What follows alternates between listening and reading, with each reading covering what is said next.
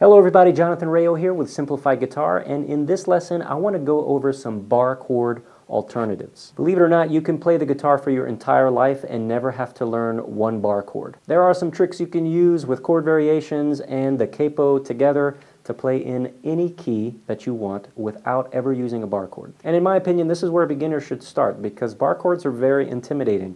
So don't learn them in the beginning. Stay away from them. Just get some songs under your belt. Get confident in your playing before you ever touch a bar chord, because when you do get to bar chords, it can be a little bit intimidating. Now, I will say that bar chords have their place. There is use for them. It unlocks the rest of the whole fretboard for you. But with that being said, they are not necessary if all you want to do is play the guitar for your friends and family, with, around the campfire or in small groups or something like that. You don't have to learn them if you don't want to. So in this lesson, I'm going to show you how to avoid them. Let's go ahead and get started. All right, when it comes to finding bar chord alternatives, it's important to learn these alternatives within a chord family. It's not good enough to just learn chords in isolation, because you're never going to play a song with a single chord. You need to learn chords as a family unit, and a lot of these variations will only work within that family that you're going to play in. So I like to teach people the three main chord families for guitar, which is the G chord family, the C chord family, and the E chord family. If you can learn those three chord families, then you can play in any key with the capo, and not needing to put your capo higher than the 4th fret. So you just need to learn the 6 chords in each family, totaling 18 chords in all. Now, if we learn the traditional way to play those chords, then you're going to come across some bar chords, but we can learn the alternatives for those, and that's going to eliminate bar chords altogether. So let's start with the G chord family. Now, the traditional chords in the G chord family are going to be the G chord, obviously. We have an A minor, a B minor, and this is a bar chord right here, C major, D major, E minor, and that's it. So in the traditional way to play the G chord family, we have one bar chord, which is that B minor right here. Now we can create an alternative with this, and it's going to look like this. It's going to be our first finger on the 2nd fret of the A string, and that's going to create our B note right there, which is important for the B minor chord. And then we're going to place our 2nd finger on the 2nd fret of the G string, and our 3rd and 4th finger are going to be on the 3rd fret of the B and the high E string. It's important to keep the D string muted, so while I'm pressing down on the B string with my 1st finger, I'm going to be muting the D string with it as well. Now, it's important to remember that this variation is not going to work in any other chord family. It's only going to work in the G chord family, and it will sound nice in progression when you're playing in the key of G. And the reason is because we have these notes that we're playing with our 3rd and 4th finger that kind of tie the whole progression together. So whether we're playing the G chord or the C add 9 chord, let's say, or an E minor 7, still having these down, or that B minor. Okay, it works when you're playing in the key of G and you have these other chords around it that have similar notes in there.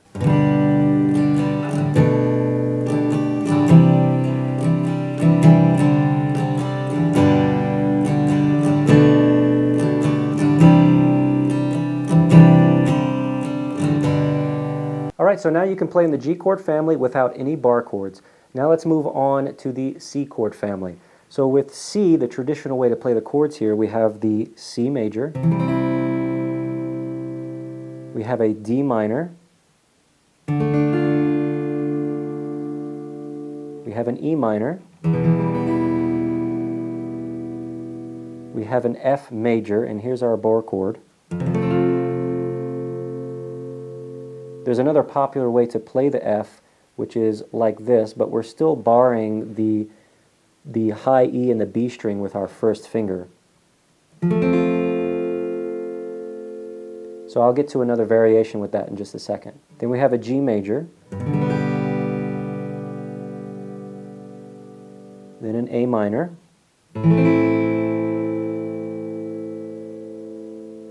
and that's it. So in the key of C we have one bar chord, and that's the F major chord.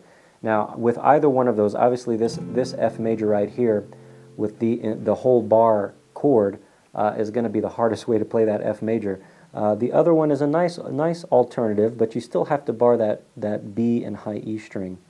There's another alternative you can use, which is the F over C chord, and that's going to look like this, where we're playing, our first finger is on the first fret of the B, and then we have the second finger on the second fret of the G string, and then our third and fourth finger are on the third fret of the A and the D string, and that's what creates the F over C, because I have a C note right here.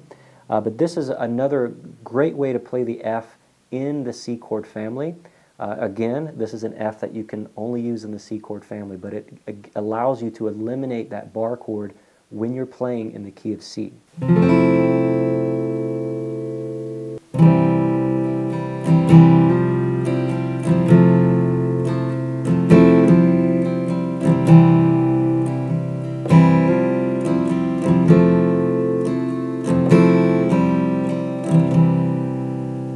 All right, now let's look at the E chord family. This one's got a lot of bar chords in it. So with the E chord family, we have the E major chord, which looks like this. Then we have an F sharp minor, which is going to be our first bar chord, and it looks like this. Then a G sharp minor up here. Then we have an A major. Then we have a B major, and then a C sharp minor. In this family, 4 out of the 6 chords are bar chords. So let's find some alternatives for them. So what we can do is use power chords or open chords in order to replace these really difficult to play bar chords. So for the B major, instead of playing it like this, barring everything, I'm going to just press down with my first finger on the second fret of the A string, and then the fourth fret, I'm going to press down with my third finger on the fourth fret of the D string and the fourth fret of the G string with my pinky, and that's it. Now, it's important when you're strumming not to strum that low E string, so I'm going to start on the A string and I'm going to strum all 5 strings from there.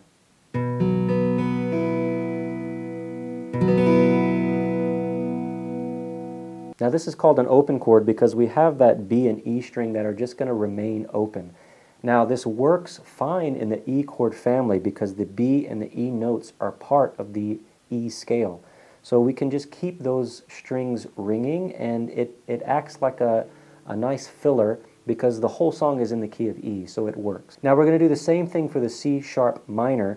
We're just going to take that same shape that we have for that B, and we're going to slide it up 2 frets to the 4th and the 6th fret, exact same shape, and the exact same thing. I'm going to strum the A string down. And now for that F sharp minor, what I'm going to do for that one is I'm going to go back to that B shape that we just learned, that B power chord or that B open chord, and I'm going to take my first finger, and instead of it being on the A string, I'm going to just drop it down 2 strings to the G string, also on the 2nd fret. And then I'm going to take these 2 fingers, my 3rd and 4th finger, and I'm going to move them up a string each to the A and D string. And that is going to be my F sharp minor. Now for this chord also, I do not want to strum that low E string, so I'm going to start my strumming on the A string. And then for the G sharp minor, I'm going to use that exact same shape, and I'm just going to drag it up 2 frets right here to the 4th and the 6th fret. And I'm just going to play that G sharp major like this. Alright, so these chord variations make for a really beautiful open sound on the acoustic guitar, which in my opinion sounds even better than trying to play the more difficult bar chords.